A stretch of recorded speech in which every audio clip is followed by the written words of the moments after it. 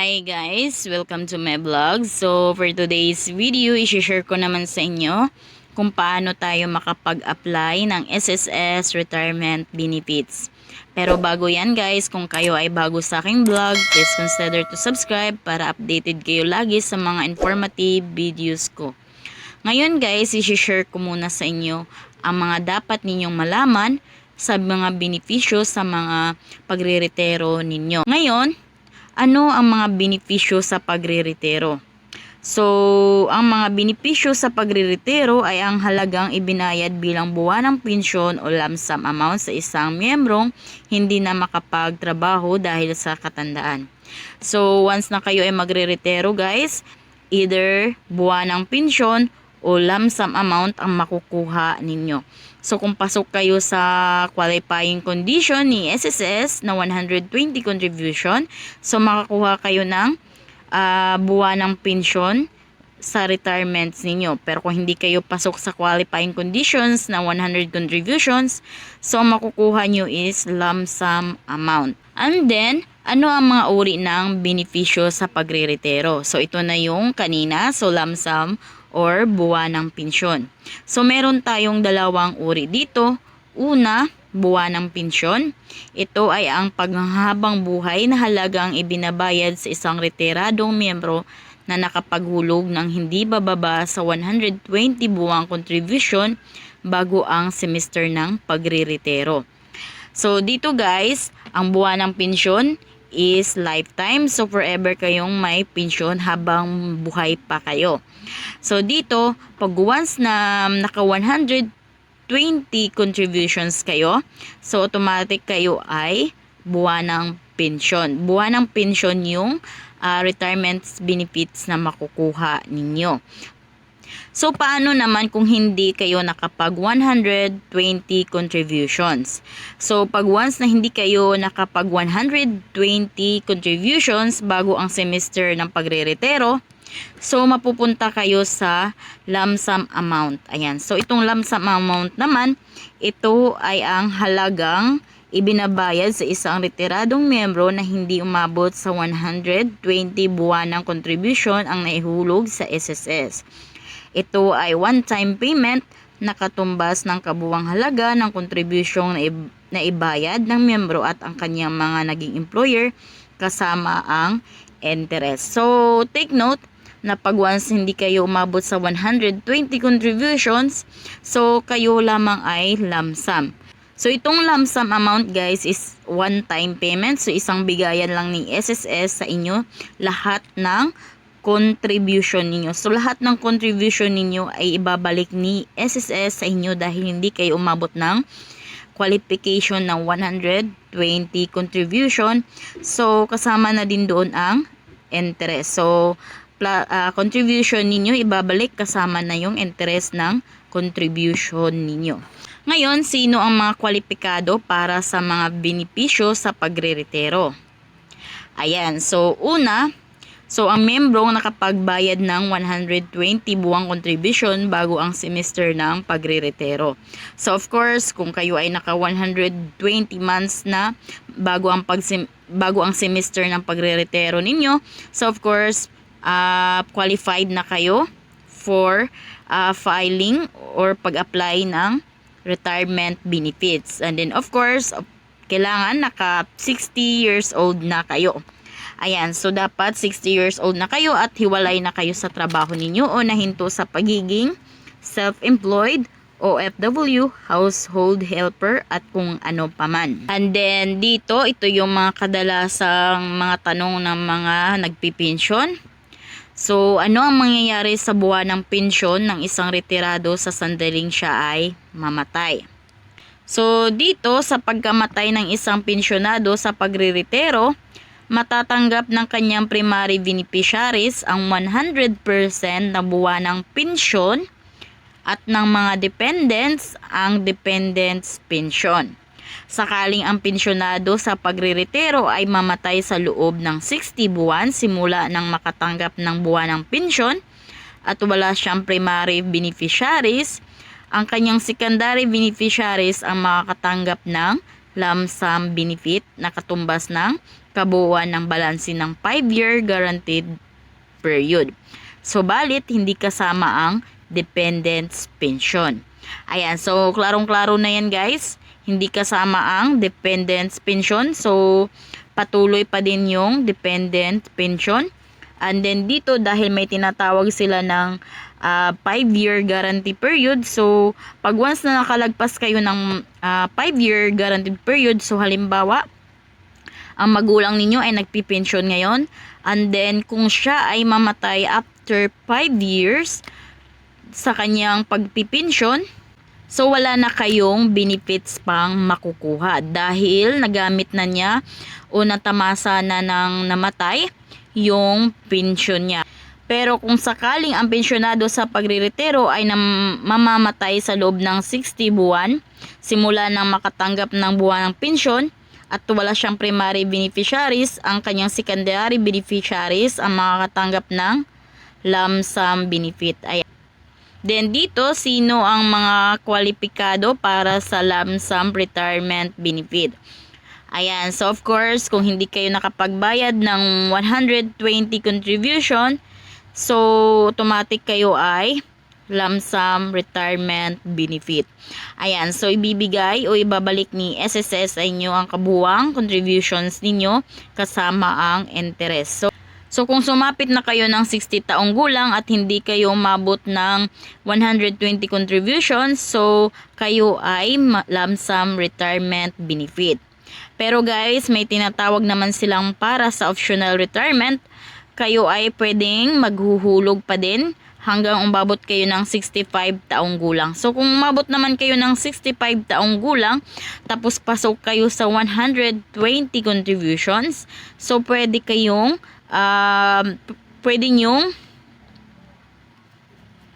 pwede kayong mamimili kung gusto niyo ng lump sum or monthly pension. So kung gusto niyo ng monthly pension, so hanggang 65 taong gulang, pwede kayong makapaghulog ng contributions niyo para umabot kayo ng 120 contributions. So dapat bilangin ninyo kung abot ba kayo ng 120 contributions bago ang semester ng pagreretiro para malaman ninyo kung qualified ba kayo para sa monthly pension.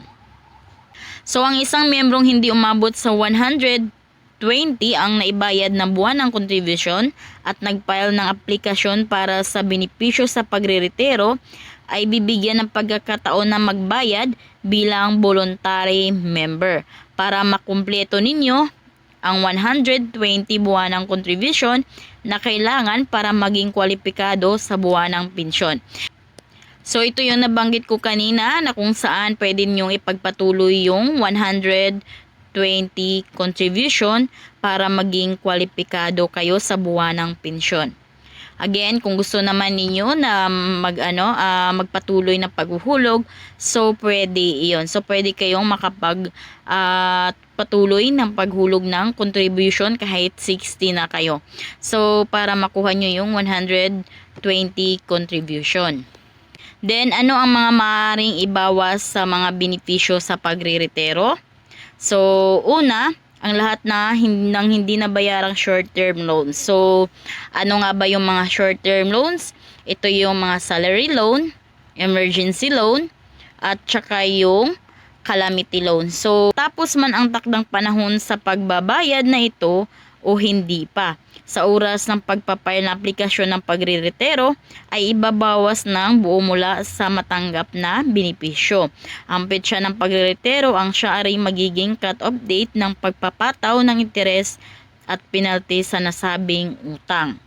Ayan, so kung may mga salary loan kayo, calamity loan, at saka emergency loan, so guys, kailangan nyo na yang bayaran para pag once na magre-retiro kayo is malaki yung makukuha ninyo dahil ibabawas ni SSS yung mga short-term loans ninyo.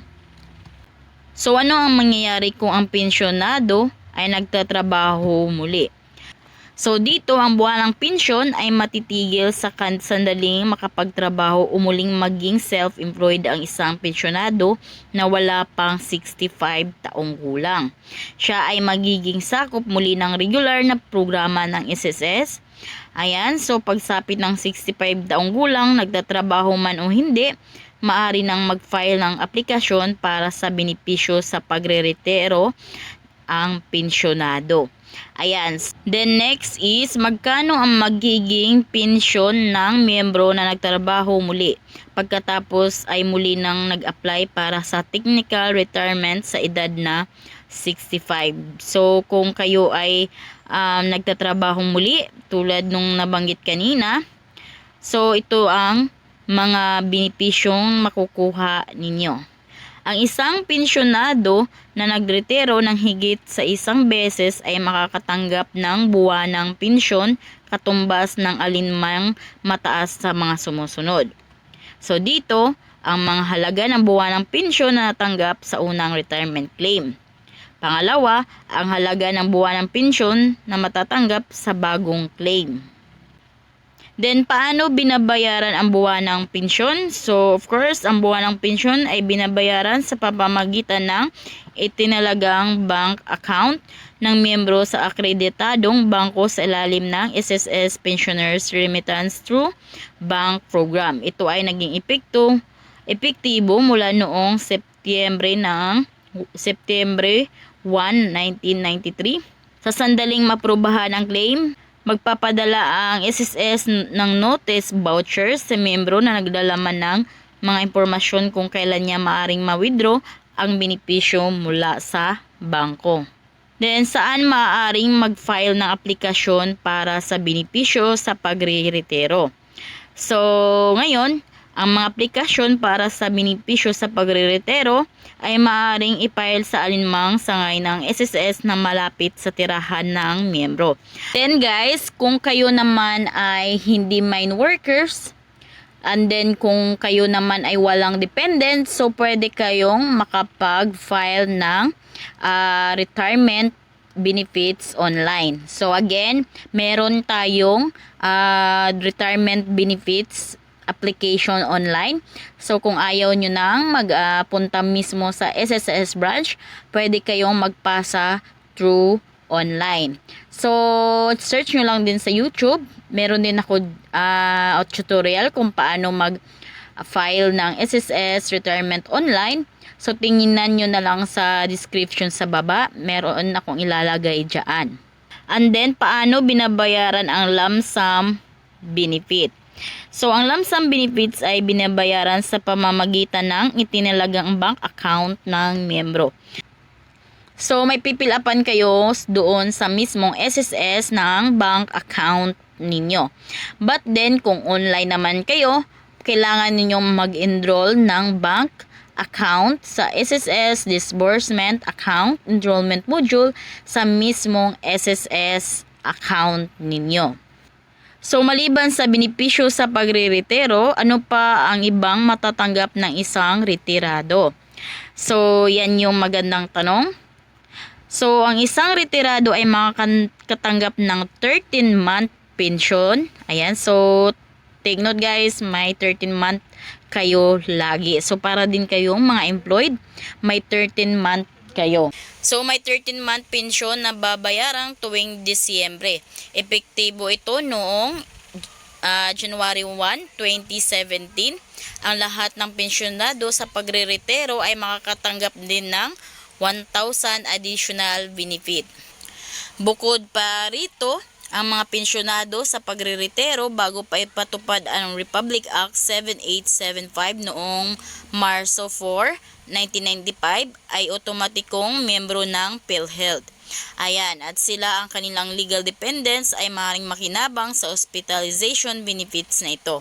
Sa kabilang dako, ang mga retirado mula Marso 4, 1995 hanggang sa kasalukuyan ay maaaring makinabang sa hospitalization benefits ng PhilHealth kung sila ay nakapagbayad ng 120 buwanang contributions sa Medicare.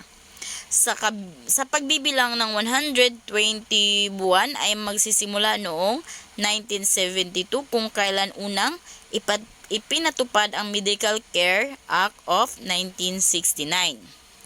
Then, sino ang itinuturing na dependents ng isang retiradong miyembro at ano ang mga benepisyo na kanilang matatanggap? Ang mga dependents ng isang retiradong miyembro ay makakatanggap ng dependents pension na katumbas ng 10% or 10% na buwanang pensyon ng miyembro o 250 alinman ang mas mataas. So of course, kung kayo ay may dependents, so 10% sa buwan ng pensyon ng pensioners, so may matatanggap din na 10% ang mga dependents. So of course, ito ay babayaran sa bawat anak na ipinagbuntis o legal na inampon bago o sa mismong petsa ng pagreretiro ng miyembro. 5 anak lamang simula sa pinakabata ang bibigyan ng dependents pension at walang substitution. At ang mga ituring na dependents ay ang mga sumusunod.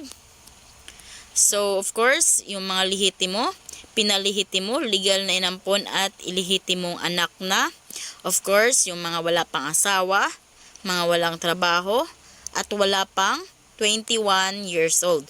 O kung higit sa 21 taong gulang siya ay may kapansanan simula pagkabata o kaya nagkaroon ng kapansanan noong bata pa at walang physical o mental na kakayahan para suportahan ang sarili. Ayan. Then, kung mayroong 5 o higit pang lihitimong pinalihitimo, legal na inampon o ilihitimong anak, ang lihitimo, pinalihitimo at legal na inampong mga anak ang bibigyan ng prioridad sa dependents pension. Kung sakaling kulang sa 5 ang dependents, so ang mga lihitimong anak ay maaaring isali upang makumpleto ang maximum na 5 dependents. So hanggang kailan matatanggap ng mga anak ang dependents pension? So ang dependents pension ay matitigil sa sandaling ang anak ay mamatay, tumuntong sa 21 taong gulang maliban na lang kung siya ay may kapansanan simula pagkabata o kaya ay nagkaroon ng kapansanan noong bata pa at walang pisikal o mental na kakayahan para suportahan ang sarili. And then kung magkaroon ng trabaho na kung saan siya ay gainfully employed na at kung siya ay mag-asawa, magkaroon ng kinakasamang pagsapit ng 18 taong gulang o sumapit na sa 18 taon na mayroong kinakasama. Ayan. So ngayon sa requirements naman tayo. So pagdating sa requirements, depende yung requirements kung ano yung benefits na makukuha ninyo. So of course, kung buwan ng pensyon ba or lump sum ba. So depende kung ano yung i-claim ninyo at depende din iyon kung pwede naman kayo makapag-file online at depende din iyon kung may dependents kayo. So ngayon ipapakita ko sa inyo yung mga requirements. So dito sa SSS mobile apps ninyo, open nyo lang yan. So dito makikita natin lahat ng SSS requirements. Ayan, so nakapasok na tayo sa mismong SSS account natin. So click lang natin itong parang human sign. Ayan. And then makikita natin ito. So click lang natin itong documentary requirements. And then dito, click lang natin itong benefits. Ayan, so dito, andito lahat yung complete requirements. As you can see, may retirement claim requirements kung kayo ay may minor. At ito naman is retirement claim requirements kung wala kayong minor.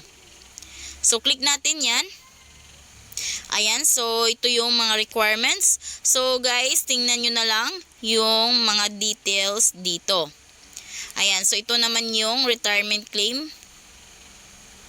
Ayan, so ito naman yung mga requirements.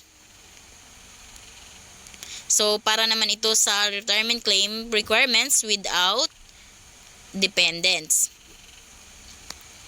Ayan, so ngayon, pag once na kumpleto na yung requirements ninyo, pwede na kayo pumunta sa mismong SSS branch at dapat sunod lang kayo sa number coding schedule, of course. And then sabihin nyo lang sa guard, magfa-file lang kayo ng retirement. So may pila doon. So kung gusto nyo mas mabilis, agahan nyo at dalhin nyo na yung mga requirements ninyo. So, kung may kulang naman sa requirements ninyo, so, bibigyan naman kayo ng list of requirements kung ano yung mga applicable sa inyo.